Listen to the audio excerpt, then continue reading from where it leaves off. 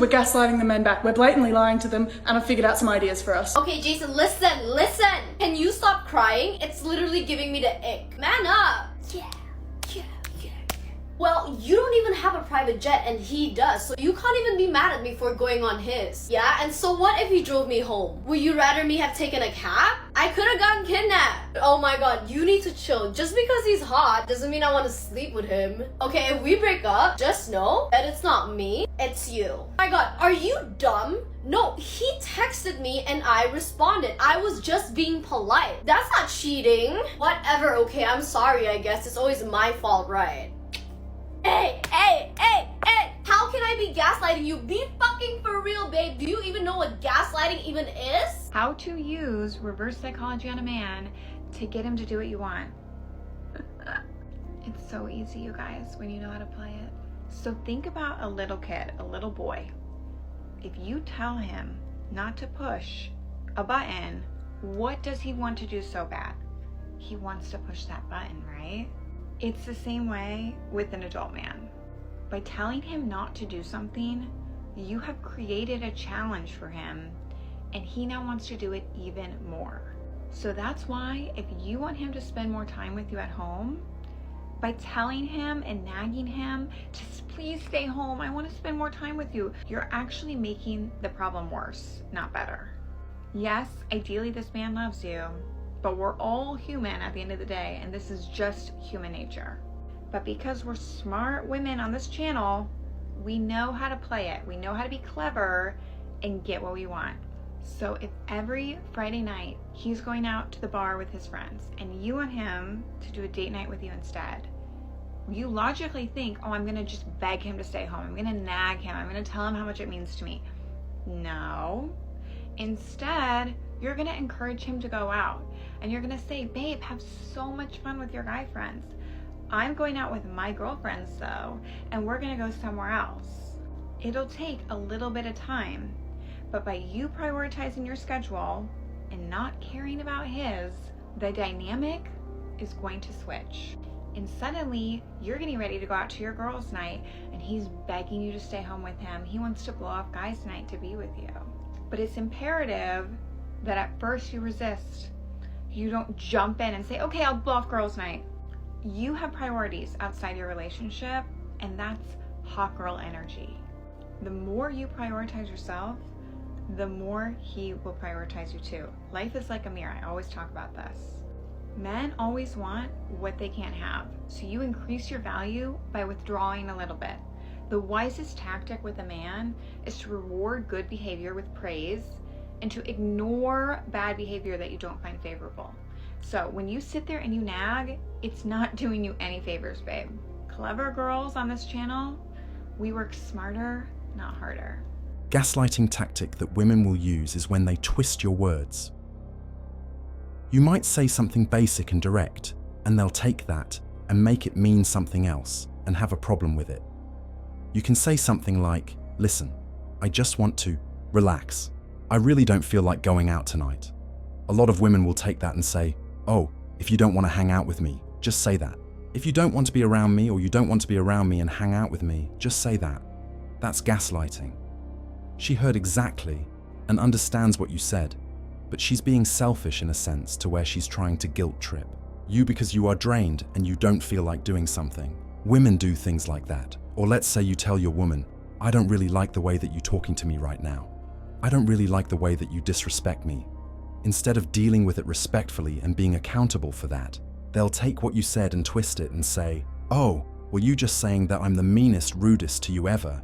I'm just the rudest person in the world. I'm just no good, huh? That's gaslighting. Or you could say something like, hey, I feel like you're not listening to me. And they respond like, now you saying I don't love you and I don't care about you. They twist your words in order to escape accountability. One of the biggest downfalls I see in women in failing relationships is their inability to take accountability. Now, if you don't align with what I say next, just go ahead and skip over this video because it doesn't apply to you. You are the exception and not the rule. The truth is, and this is a truth I myself had to accept. 1, you only go through what you allow yourself to go through. Is he really acting in his toxic masculinity, or is he asserting his male dominance, and because you haven't stepped into your divinity as a woman, you feel like it's an attack? Is it really that he's not loving you the way you want to be loved, or have you not even loved yourself the way you want to be loved? Thus, you can't even teach someone else how to love you the way you want to be loved. See, the common denominator is you.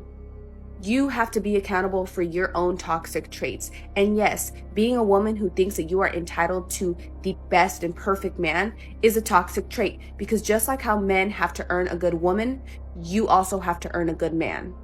And the way you do that is by checking yourself if you are still operating in trauma and survival mode.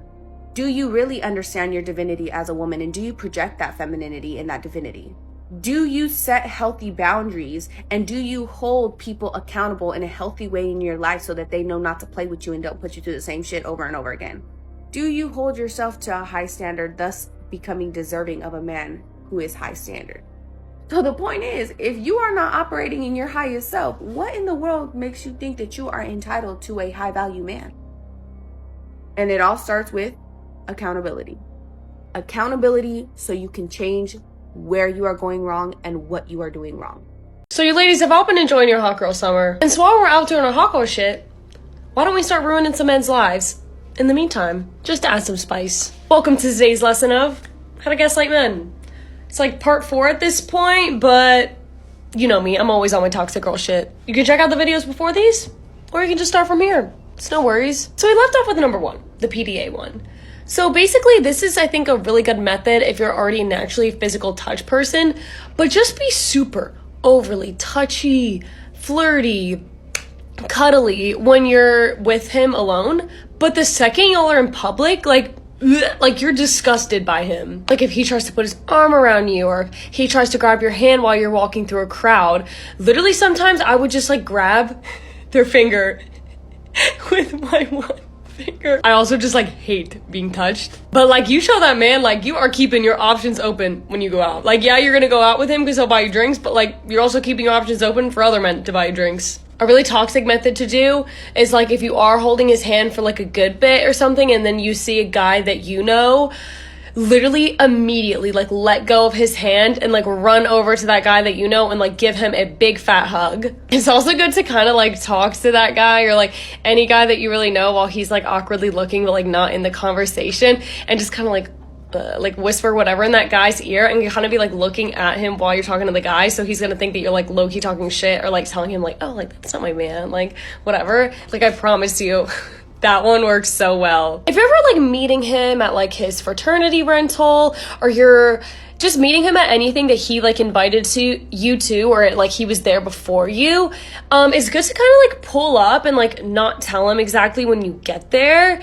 And when he does happen to find you there, you're like standing with another guy or you're getting a drink with another guy first, and so he's kind of just like, oh, hi. I did this all the time at school.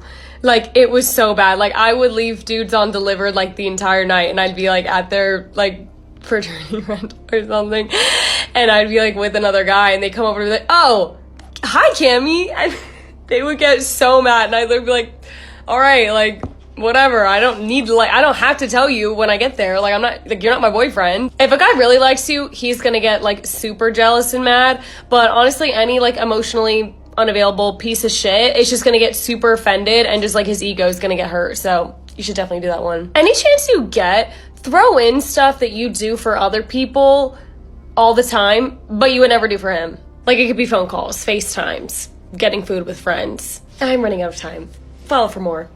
Female narcissists are master manipulators, and they have a 3-step go-to to get you to believe anything they want you to believe, to get you to do anything they want you to do, and to get you to forget how they just did you dirty. Doesn't matter if it's your mother, your cousin, your aunt, your sister, your lover, your best friend, your wife. They will manipulate you right out of holding them accountable for the vile acts they just committed. They will lie, cheat, steal, and get away with it by getting you to feel sorry for them and apologize. They will do you dirty and then give you the silent treatment, manipulate you, and then guilt trip you into believing anything they want. They will fake an injury, an illness, an accident, but they don't stop there. They pull out their inner actress and make it really real.